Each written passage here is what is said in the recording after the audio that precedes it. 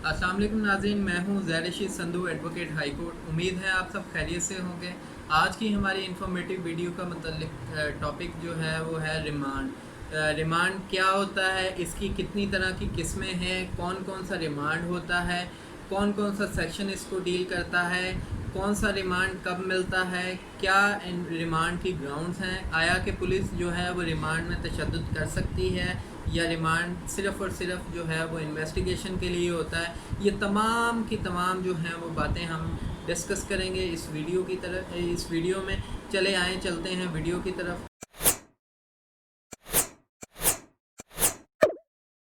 जी तो नाज़रीन, remand basically तीन तरह का होता है। सबसे पहले रिमांड होता है फ़िज़िकल रिमांड, उसके बाद आ जाते हैं जुडिशल रिमांड, उसके बाद आ जाते हैं ट्रांजिट रिमांड।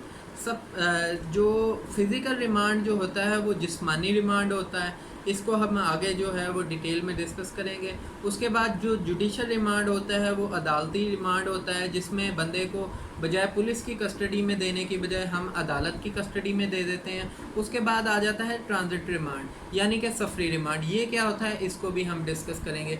सबसे पहले हम आ जाते हैं फ़िज़िकल रिमांड की तरफ। जब भी आपके ख़िलाफ़ एक FIR लॉज होती है, first information under section 154 PPC lodge होती है या दर्ज होती है, तो आपको अरेस्ट किया जाता है। अरेस्ट करने के बाद जो है विद इन 24 आवर आपको मुतलका इलाका के मजिस्ट्रेट के सामने पेश किया जाना। पुलिस जो ड्यूटी बाउंड है कि वो आपको एक 24 घंटों के अंदर अंदर जब भी गिरफ्तारी हो वो इलाका मजिस्ट्रेट के सामने प्रेजेंट करें। इलाका मजिस्ट्रेट जो है वो देखेगा, जो कंटेंट्स को वेरीफाई करेगा FIR को। अगर वो समझता हुआ कि जनाब ये FIR बिल्कुल बोगस, फॉल्स और इररेलेवेंट है, तो वो आपको मौका पर जो है वो डिस्चार्ज भी कर सकता है और कह सकता है कि जनाब आप जो है इसको छोड़ दें, पुलिस को हुक्म दे सकता है। तो पुलिस जो है वो मौका पर छोड़ने की बाउंड है, पाबंद है। उसके बाद आ जाते हैं, अगर आप फ़िज़िकल रिमांड के लिए पुलिस इस्तदा करती है, आया कोई इन्वेस्टिगेशन पेंडिंग है, कोई किसी किस्म की जो है वो चीज़ रिकवर करनी है।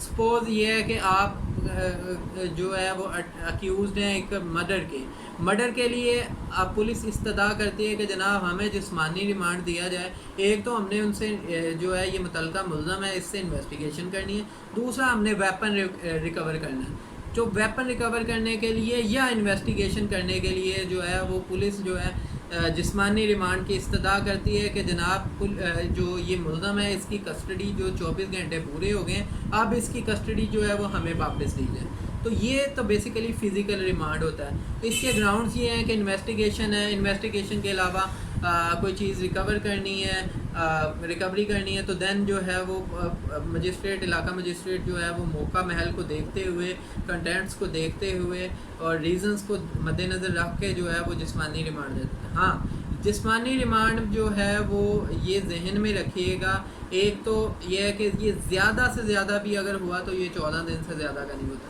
यानी मैक्सिमम 14 डेज़ के से ज़्यादा आप जिस्मानी रिमांड पुलिस नहीं ले सकती। हाँ, इसकी एक एक्सेप्शन है कि अगर नैब केस है, कोई किसी किस्म का नैब केस, जैसे आपने देखा शाहिद खान आगासी, शहबाज शरीफ, हमजा शहबाज वगैरह या जरदारी वगैरह, बिलावल भुट्टो, जो मतलब इस तरह के नैब केसेस के विक्टिम होते हैं, तो उसके लिए ज़्यादा से ज़्यादा रिमांड जो है वो 90 दिन का होता है। यानी कि 90 दिन से कम का भी हो सकता है, लेकिन मैक्सिमम जो है वो 90 दिन का हो सकता है। ड्यूरिंग रिमांड, फ़िज़िकल रिमांड, जिस्मानी रिमांड, पुलिस आपको हाथ भी नहीं लगा सकती है, टॉर्चर नहीं कर सकती है। ये आप ज़हन में रख लीजिएगा कि पुलिस को टॉर्चर करना किसी भी तरह से परमिट नहीं है, या उसको उसकी इजाज़त नहीं है पुलिस को कि आप पे किसी किस्म की तशद्दुद कर सकें, या आप को जो है वो फिज़िकली या मेंटली तौर पे आप टॉर्चर, अगर इन केस जो है वो ड्यूरिंग फ़िज़िकल रिमांड आपको पुलिस टॉर्चर करती है, तो आपके पास रेमेडी मौजूद है कि आप मुतलका मजिस्ट्रेट को अपने मेडिकल की एप्लीकेशन दें। अगर मेडिकल आपका पॉजिटिव आता है और उसमें तशद्दुद साबित हो जाता है, तो आप जो है वो सेशन जज साहब के पास जो है एप्लीकेशन CCPO को देने के बाद या मुतलका IG DIG को एप्लीकेशन देने के बाद उसके ऊपर कार्रवाई भी कर सकते हैं 22 से 22B के तहत।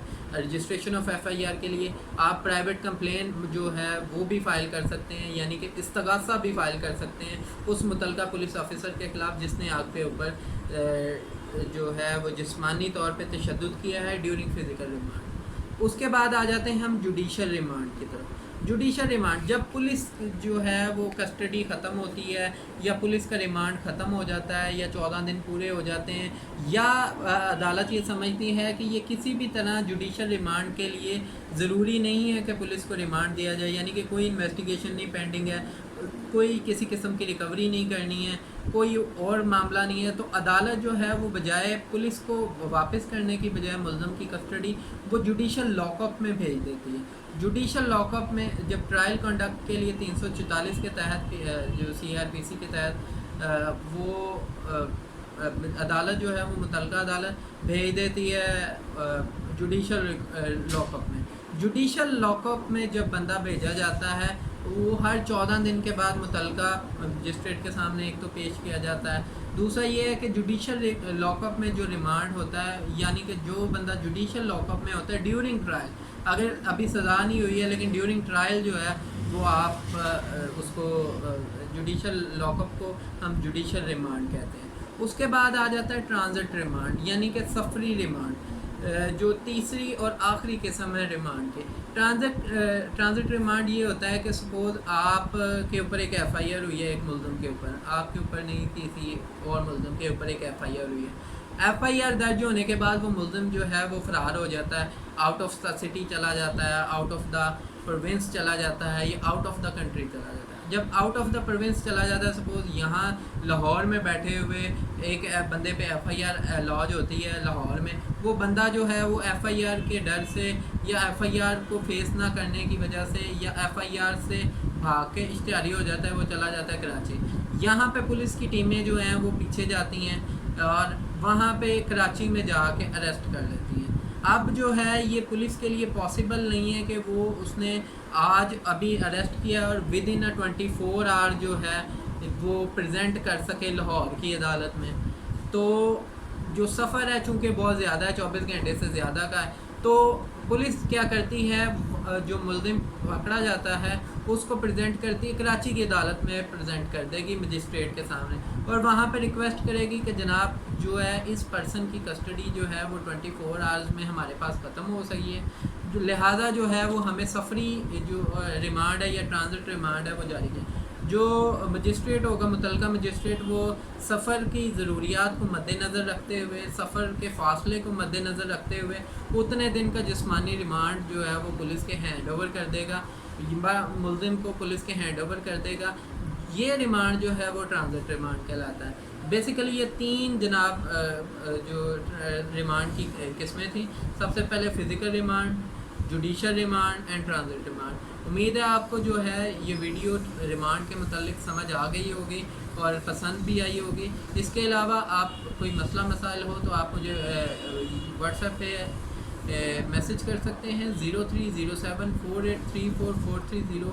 ये मेरा व्हाट्सएप नंबर है, आप कभी भी किसी भी टाइम मुझे व्हाट्सएप कर सकते हैं। इसके अलावा आप मेरी वेबसाइट www.uzairrashid.com को विज़िट करें और बहुत सी कानूनी मालूमात आपको वहाँ पे मिल जाएंगी। इसके अलावा आप मेरा Facebook page Uzair Rashid Sandhu advocate high court के नाम से सर्च करेंगे तो मेरा ऑफिशियल पेज अपीयर होगा, जिससे आप जो है वो लाइक और फॉलो करें और कानूनी मालूमात से मुस्तफ़ीद हों। अल्लाह हाफ़िज़। अल्लाह ताला आपका हामी नासिर।